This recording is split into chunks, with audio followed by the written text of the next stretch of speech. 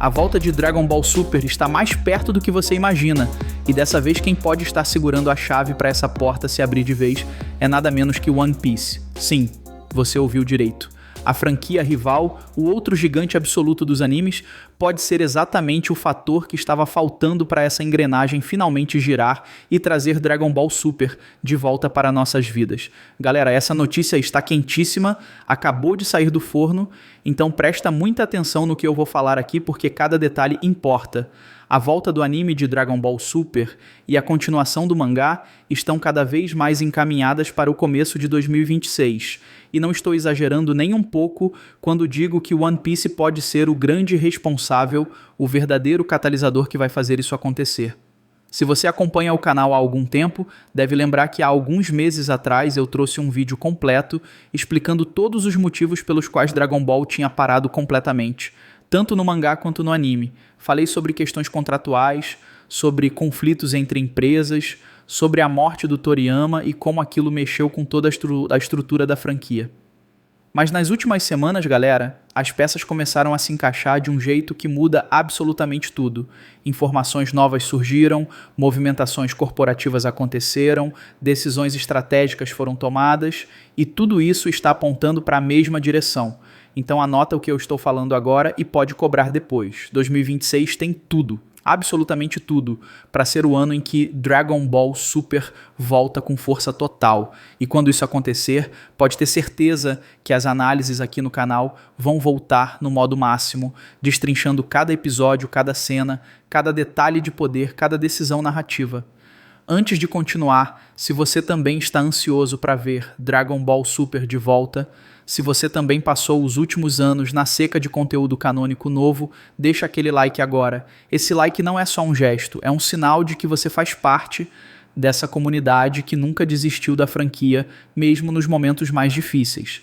E fica comigo até o final porque eu vou explicar cada engrenagem desse mecanismo complexo que finalmente está começando a funcionar. Para entender por que One Piece é tão importante nessa história toda, a gente precisa primeiro entender como funcionam os horários de transmissão de anime no Japão, especificamente na Fuji TV, que é o canal que exibe os maiores sucessos nas manhãs de domingo.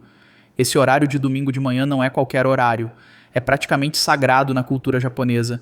É quando as famílias estão em casa, quando as crianças acordam cedo para assistir seus programas favoritos antes de sair para brincar ou fazer outras atividades. É quando a audiência ela está no pico, quando os comerciais valem mais caro, quando os patrocinadores querem estar presentes. Quando o Dragon Ball Super estreou lá em 2015, ele conseguiu pegar exatamente esse horário nobre das 9 da manhã de domingo. Era transmitido logo antes de One Piece, que vinha na sequência às 9h30. Essa grade de programação era absolutamente imbatível. Você tinha duas das maiores franquias de anime da história, transmitindo uma após a outra no melhor horário possível, criando um bloco de 2 horas que dominava completamente a manhã de domingo japonesa. Famílias inteiras se reuniam para assistir. Pais que cresceram assistindo Dragon Ball Z nos anos 90 agora assistiam Super com seus filhos. Era um momento cultural, não era só entretenimento. Mas aí veio Dragon Ball Daima e olha só o contraste brutal. Daima foi jogado para sexta-feira à noite, quase meia-noite no Japão. Pensa bem, quase meia-noite de sexta no Japão. Para um público jovem, para crianças e pré-adolescentes que são tradicionalmente o público-alvo de Dragon Ball, esse horário é absolutamente impraticável. Criança japonesa não fica acordada até meia-noite de sexta assistindo anime. Os pais não deixam, o horário escolar exige rotina, a cultura japonesa valoriza muito disciplina e horários. Então Daima perdeu uma parcela gigantesca do seu público potencial simplesmente por causa do horário onde foi colocado. E isso não aconteceu por acaso, não foi a Fuji TV sendo malvada ou tentando sabotar Dragon Ball. Tinha uma razão comercial muito clara, uma regra que a emissora seguia rigidamente há anos. Anime sazonal, anime de temporada com começo, meio e fim definidos, não era bem-vindo nos horários nobres da manhã de domingo.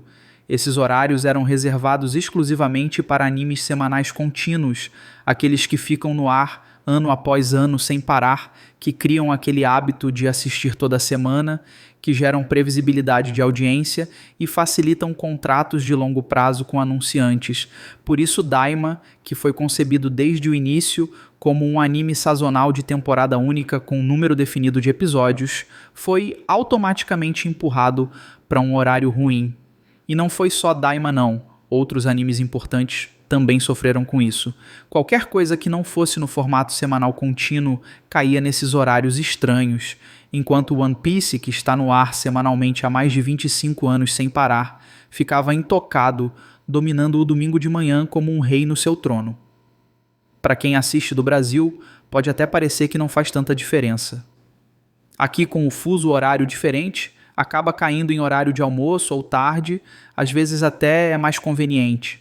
Mas para o mercado japonês, que é o mercado principal, que é onde o dinheiro realmente está, onde a audiência televisiva ainda importa muito, ter episódio quase à meia-noite literalmente massacra os números de audiência. E audiência baixa significa menos interesse de patrocinadores, significa menos merchandise vendido, significa a franquia perdendo relevância cultural. E foi exatamente aí, nesse impasse aparentemente sem solução, que One Piece mudou completamente o jogo. E quando eu digo que mudou o jogo, não estou sendo dramático, estou sendo literal. One Piece, que era a última grande fortaleza do modelo semanal contínuo na Fuji TV, que era praticamente a razão pela qual esse modelo ainda existia, tomou uma decisão histórica que vai alterar toda a indústria de anime. A partir de 2026, mais especificamente entre janeiro e março, One Piece vai entrar em hiato, 3 meses inteiros sem episódios novos, e quando voltar, não volta mais no formato semanal que manteve por mais de 2 décadas. Vai voltar em formato sazonal, com temporadas bem definidas, com 2 blocos principais por ano, totalizando aproximadamente 26 episódios anuais. É uma mudança absolutamente massiva, uma transformação completa na forma como o anime mais importante da Fuji TV opera. Oficialmente, a Toei Animation e a Fuji TV explicaram essa decisão com argumentos que fazem todo sentido do ponto de vista de produção e qualidade. Eles querem dar mais fôlego para a equipe de animação, que vem trabalhando ininterruptamente há mais de 25 anos sob uma pressão absurda de deadlines semanais. Querem melhorar drasticamente a qualidade da animação, permitindo que cada episódio tenha mais tempo de produção, mais frames desenhados com cuidado, mais planejamento visual. Querem ajustar o ritmo da narrativa para não encostar demais no mangá do Oda, que apesar de estar em reta final ainda está à frente do anime, mas não com aquela folga gigante que tinha antigamente. E tem outro ponto muito importante que eles mencionaram: querem explorar melhor o que só a animação pode fazer. O que isso significa? Significa criar cenas, sequências, momentos que vão além do que está no mangá. Expandir lutas, adicionar contexto emocional, criar animações espetaculares que aproveitem o potencial máximo do meio audiovisual. Basicamente querem transformar One Piece no anime em algo que seja obrigatório de assistir, mesmo para quem já leu o mangá, porque a experiência vai ser diferente e complementar, não apenas uma cópia animada dos quadrinhos. Na prática, o que isso significa para a indústria como um todo? Significa que a Toei Animation e a Fuji TV estão abraçando completamente, sem reservas, o modelo de anime de temporada até para suas maiores franquias, até para aquelas que pareciam eternamente imunes a mudanças. Se eles estão fazendo isso com One Piece, que é praticamente intocável, que é uma máquina de fazer dinheiro funcionando perfeitamente há décadas, imagine o que isso significa para outras franquias. E é exatamente aqui, nesse ponto de virada histórica, que Dragon Ball entra na jogada de uma forma que antes parecia impossível. Pensa bem comigo, se a própria emissora e o próprio estúdio toparam transformar One Piece, a joia da coroa deles, em um anime sazonal, nada, absolutamente nada impede que Dragon Ball Super volte seguindo exatamente o mesmo modelo. Na verdade, agora faz ainda mais sentido, porque Dragon Ball nem precisa lutar contra a política antiga da emissora. A política mudou. A Fuji TV não só aceitou, como abraçou e está apostando suas fichas no formato sazonal. Dragon Ball Super pode voltar ocupando aquele espaço que o domingo de manhã vai liberar durante os hiatos de One Piece, criando uma alternância perfeita onde sempre tem um dos 2 gigantes no ar, ou pode se encaixar em blocos de temporada muito bem planejados ao longo do ano, garantindo presença constante, mas não sobrecarregada. As possibilidades estratégicas são enormes e todas elas são positivas. E olha só, não é como se faltasse conteúdo para adaptar. Muito pelo contrário. Depois do Torneio do Poder, que foi onde o anime de Super parou lá em 2018, o mangá continuou firme e forte. O mangá já adaptou completamente o arco do Moro, que é absolutamente fantástico, trazendo um vilão com um tipo de poder que a gente nunca tinha visto antes em Dragon Ball, focado em magia e drenagem de energia de formas completamente novas.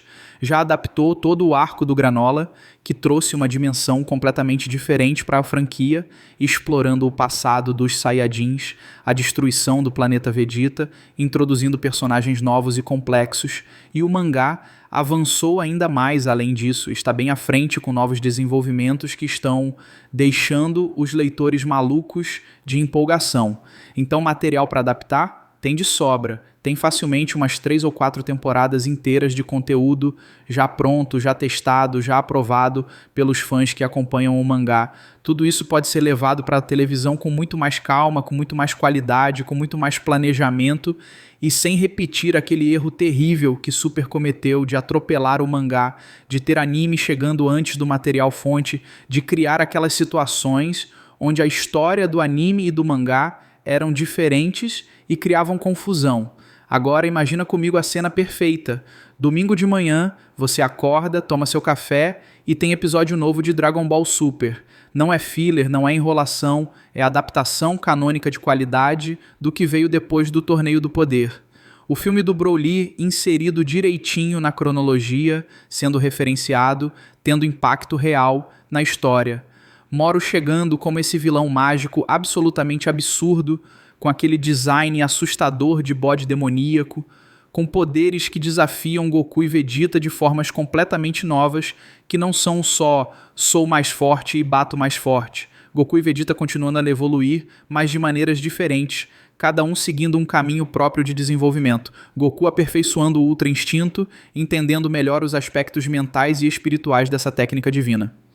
Vegeta explorando poderes completamente diferentes, conectados à sua herança Saiyajin de formas que ninguém esperava. Granola entrando na história como um novo tipo de rival, alguém com motivações complexas, com uma história trágica conectada ao passado dos Saiyajins, trazendo questões morais e éticas que Dragon Ball nem sempre explora. E a gente aqui no canal, toda semana, destrinchando cada episódio em análises profundas, falando sobre escalamento de poder de forma séria e fundamentada, comparando as cenas do anime com os capítulos correspondentes do mangá, discutindo as mudanças e adições que o anime fizer, teorizando sobre onde a história vai, debatendo com vocês nos comentários. É aquela nostalgia poderosa daquele ritual de domingo voltando, mas agora com um modelo que faz sentido para a indústria atual, que é sustentável a longo prazo, que permite qualidade consistente. Agora me fala, o que você acha de Dragon Ball Super voltar nesse formato de temporada, com menos episódios por ano, tipo 25 ou 30 episódios anuais em vez de 50, mas com muito mais qualidade e fidelidade ao mangá? Comenta aqui embaixo, de 0 a 10. Qual é o seu hype para essa possível volta? E mais importante, você prefere essa versão mais enxuta e bem produzida? Ou você sente falta do modelo antigo, aquele semanal que nunca parava, mesmo que tivesse muito mais altos e baixos na qualidade? Porque é importante a gente ser honesto sobre o modelo antigo. Dragon Ball Super, no formato semanal contínuo, tinha episódios absolutamente espetaculares, momentos que marcaram uma geração, cenas que a gente assiste até hoje e ainda se arrepia. Mas também tinha episódios com problemas sérios de animação, com cenas que viraram meme pela qualidade ruim, com ritmo arrastado em certos momentos, com aquela sensação de que a equipe estava lutando contra o tempo toda semana e nem sempre conseguindo entregar o melhor. O formato sazonal resolve esses problemas. Com 3-4 meses de produção, antes mesmo do primeiro episódio ir ao ar, com a temporada inteira já planejada e boa parte já produzida antes de começar a transmissão, a qualidade fica infinitamente mais consistente. Olha o que Attack on Titan conseguiu fazer com esse modelo. Olha Demon Slayer, Jujutsu Kaisen, Chainsaw Man. São animes que mantêm um padrão de qualidade absurdo do primeiro ao último episódio porque tem tempo de produção adequado. E não é só questão de qualidade visual não, é questão de ritmo narrativo também.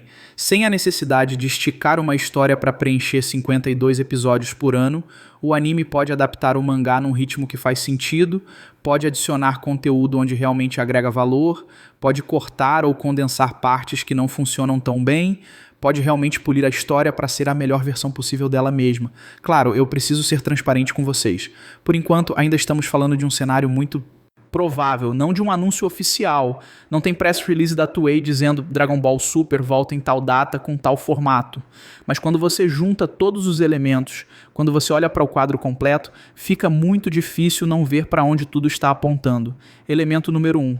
O evento gigantesco Genki da Matsuri no início de 2026, prometendo anúncios históricos e projetos que vão definir o futuro de Dragon Ball. Elemento número 2. Os conflitos antigos entre as empresas que controlam a franquia, aquelas tretas que surgiram depois da morte do Toriyama, estão resolvidos. Todo mundo sentou na mesa, conversou, alinhou interesses. Elemento número 3. Mudança radical na política da Fuji TV, que agora não só aceita, mas abraça anime sazonal até nos horários nobres. Elemento número 4. One Piece, o último bastião do modelo antigo, abrindo a porteira de vez para esse novo formato e provando que até os maiores podem mudar. Quando você coloca tudo isso junto, quando você vê como as peças se encaixam perfeitamente, fica claro que este é o momento perfeito para Dragon Ball Super. Voltar com um anime novo, dessa vez do jeito certo, dessa vez aprendendo com os erros do passado, dessa vez construído sobre uma fundação sólida que pode sustentar a franquia por muitos anos. E tem outro ponto crucial que não pode ser ignorado. O mangá de Dragon Ball Super está voltando em 2026. Isso foi praticamente confirmado por pessoas ligadas à produção. O mangá ficou em hiato durante 2025, como foi avisado, mas volta no ano que vem. E não faria o menor sentido o mangá voltar sozinho, isolado, sem nenhum projeto de anime para acompanhar. A estratégia de mídia moderna não funciona assim. Você quer todos os seus produtos trabalhando juntos, se promovendo mutuamente. Mangá vendendo e criando hype para o anime, anime trazendo novos leitores para o mangá, jogos expandindo o universo e mantendo os fãs engajados entre as temporadas do anime. Sparking Zero acabou de sair e foi um sucesso gigantesco, reacendeu o interesse de milhões de pessoas em Dragon Ball. Os DLCs vão manter o jogo relevante por pelo menos mais 1 ou 2 anos.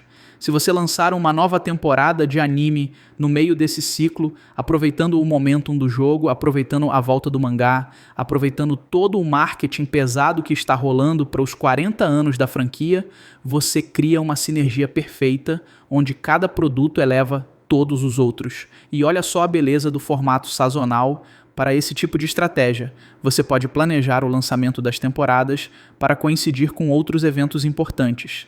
Primeira temporada estreia junto com o anúncio de um jogo novo. Segunda temporada estreia quando o mangá está chegando num arco particularmente empolgante. Terceira temporada vem junto com o lançamento de um filme. Tudo orquestrado, tudo planejado para maximizar o impacto e manter Dragon Ball constantemente nos trending topics, constantemente na boca do povo, constantemente gerando receita de múltiplas fontes. A Toei já disse abertamente que tem um plano de expansão de 10 anos para Dragon Ball. 10 anos. Isso não é um projeto de curto prazo, não é vamos fazer mais uma temporada e ver no que dá.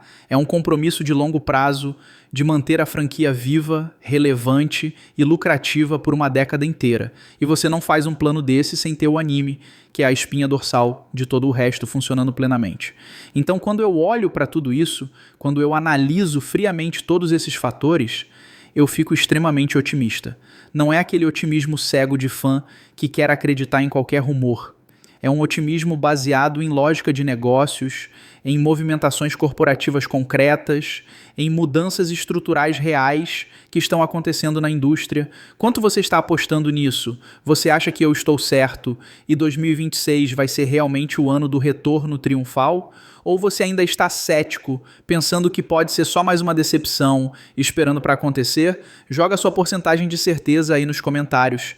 Eu estou 80% certo que volta. Eu estou só 30% confiante, seja lá qual for sua leitura da situação. E explica seu raciocínio, porque eu adoro ver como as pessoas estão interpretando essas informações de formas diferentes. E não esquece de deixar aquele like se você quer ver Dragon Ball Super de volta tanto quanto eu. Deixa o like se você está cansado de esperar, se você quer que 2026 seja realmente o ano que muda tudo. Compartilha esse vídeo com aquele amigo que também ama Dragon Ball, mas talvez não esteja acompanhando todas essas notícias de perto, que não sabe o quanto as coisas mudaram recentemente.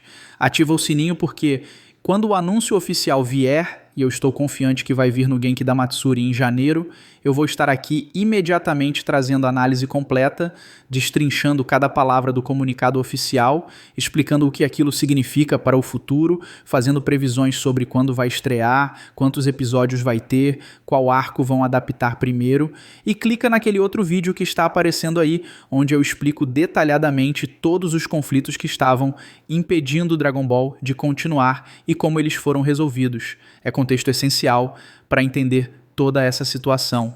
Tamo junto nessa, galera. Os próximos meses vão ser decisivos e eu vou estar aqui cobrindo absolutamente tudo, trazendo cada novidade, cada rumor fundamentado, cada análise séria, voltando, e dessa vez vai ser do jeito certo.